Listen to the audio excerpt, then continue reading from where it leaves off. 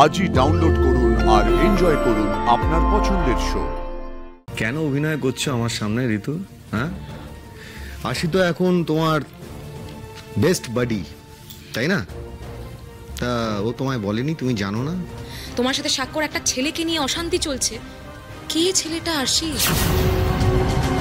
তুমি যে আমার জন্য এতটা ভাবলে আমি সত্যি খুব খুশি হয়েছি। মিউজিক ডিরেক্টরের কাছে যাওয়ার আগে আমি একবার শেষ চেষ্টা করে দেখলাম বজরংবলী, কিন্তু যা বুঝলাম ওখানে যাওয়া ছাড়া আর যে কোনো উপায় থাকলো না আমার হাতে। আশি, তাহলে আমি চেষ্টা করছি ঋতুদি, চিন্তা করো না, আমি একটা না একটা ব্যবস্থা করছি, দেখি। কোনো অসুবিধা হলে কিন্তু আমায় জানাবে প্লিজ। অবশ্যই আসছি আমি। হ্যাঁ,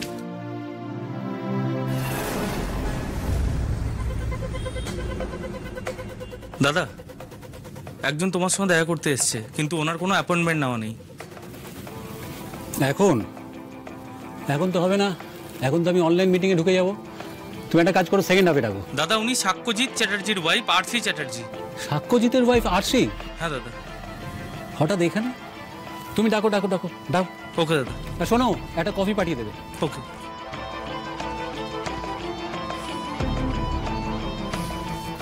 নমস্কার দাদা। নমস্কার নমস্কার, বসো, এসো। Thank you. বলো, হঠাৎ আমার কাছে? কোনো সমস্যা? Be comfortable.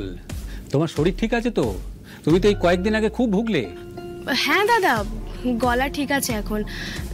অ্যাকচুয়ালি এমন শরীর খারাপ হয়ে গেল সেদিন, আমি রেকর্ডিংটা আসতে পারলাম না, সরি। আমি তো ভেবেছিলাম গানটা তুমিই গাইবে। তোমার গলা সত্যি অপূর্ব। আর সাক্ষ্য যদি না রেফার করতো আমি তো জানতেই পারতাম না যে তুমি এত ভালো গান গাও।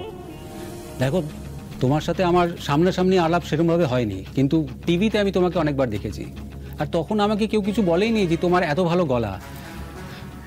বাই দ্য ওয়ে, সাক্ষ্য কোথায়? ও আসেনি? না না না, আজকে সাক্ষ্য আসেনি। অ্যাকচুয়ালি আমি আপনার সাথে একা আলাপ করতে এসেছি। আমি একটা ব্যক্তিগত দরকারে এসেছি আপনার কাছে, ও জানে না। ব্যক্তিগত দরকার? কি বলো? দেখুন দাদা, আমি না খুব অর্ডিনারি ফ্যামিলির মেয়ে। ছোটবেলা থেকে আমি গান করতে ভালোবাসতাম, কিন্তু গানটাকে কখনো প্রফেশন হিসেবে নেব সেটা আমি ভাবিনি। আজ এমন একটা সমস্যায় পড়লাম, আপনার কথাই মনে পড়লো।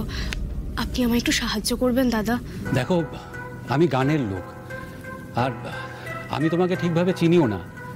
আর তুমি সুপারস্টার সাক্ষ্যজিতের ওয়াইফ হয়ে তুমি আমার কাছে সাহায্য চাইতে এসছো, আমি ব্যাপারটা বুঝতে পারছি না। দাদা, আজকে আমি সাক্ষ্যজিতের ওয়াইফ হিসেবে না, আমি একজন গায়িকা হিসেবে আপনার কাছে এসেছি। আপনি আমাকে দুটো গান গাইবার সুযোগ দেবেন? সুযোগ তো এর আগেও তোমাকে দিয়েছিলাম আমি। হ্যাঁ হ্যাঁ, আপনি দিয়েছিলেন, আমি গাইতে পারিনি, একটু ফ্যামিলি প্রবলেম ছিল। এবার আমি সেটা বলতে পারবো না এক্ষুনি আপনাকে। একটা বিশেষ কারণে আমার 1,00,000 টাকার খুব দরকার। আমি যদি এই টাকাটা আপনার কাছ থেকে রোজগার করতে পারি আমি কৃতজ্ঞ হব দাদা। আর একটা কথা, বুঝতেই পারছেন আমি মানে আলাদা করে এসেছি, আমি না বিষয়টা সাক্ষ্যকে জানাতে চাই। দেখো দেখো, তোমার গলা অপূর্ব। আমার কাছে অনেক নতুন নতুন প্রজেক্ট আসে, আমি সেখানে তোমায় সুযোগ দিতে পারি, কিন্তু সাক্ষ্যকে আমি জানবো না, সেটা সেটা তুমি বুঝতে পারছো?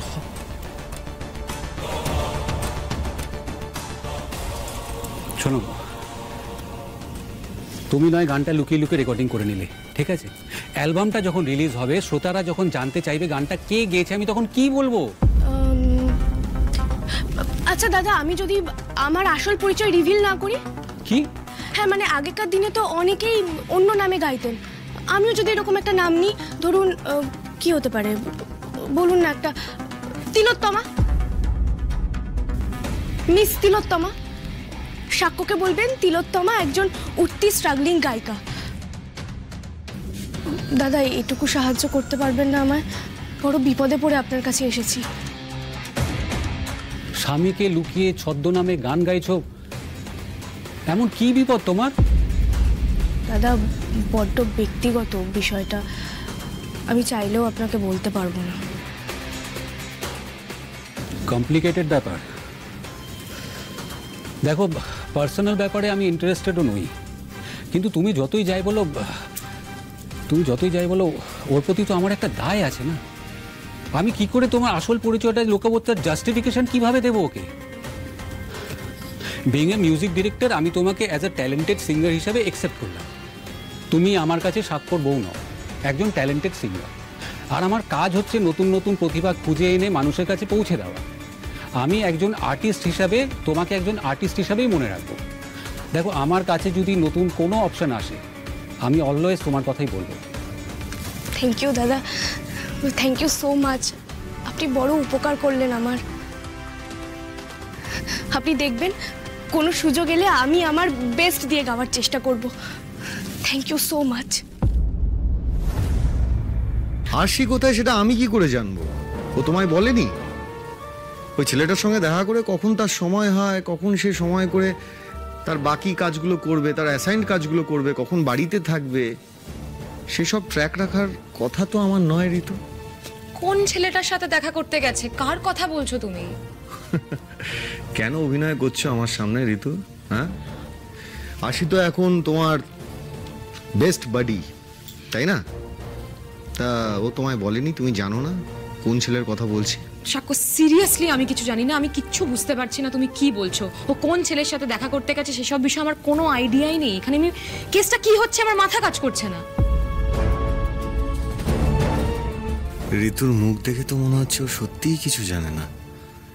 আশি ঋতুকেও ব্যাপারটা বলেনি? এত ব্যক্তিগত, এত গোপন, তার মানে খুব ইন্টেন্স। বাহ, ভেরি গুড। ছেলে আর সে কার সাথে দেখা করতে যায়, এটা নিয়ে ওদের মধ্যে অশান্তি চলছে। আজ যে আরশি সকালে আমার কাছে টাকা চাইছিল, সেটা কি তাহলে এই ছেলেটা রিলেটেড? তাই কি কিছু খুলে বললো না আমাকে? কি হচ্ছে ভেতর ভেতর? না, আমাকে জানতেই হবে দেখছি। বেশ, তুমি যখন জানোই না তখন আর কথা বাড়িয়ে লাভ কি? সাক্ষ্য, আমি বুঝতে পারছি তুমি বিষয়টা নিয়ে ওয়ারিড।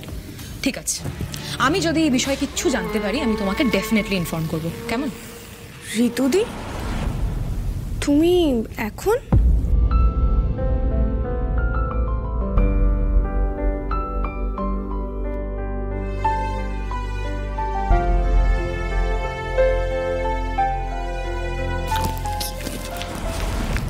চলছেটা কি আরশি?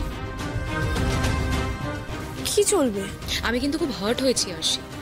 আমি তোমাকে সবচেয়ে আপন মানি এখানে, আর তুমি আমাকে হাফ কথা বলছো আর হাফ কথা বলছো না। তোমার সাথে স্বাক্ষর একটা ছেলেকে নিয়ে অশান্তি চলছে। কে ছেলেটা আরশি?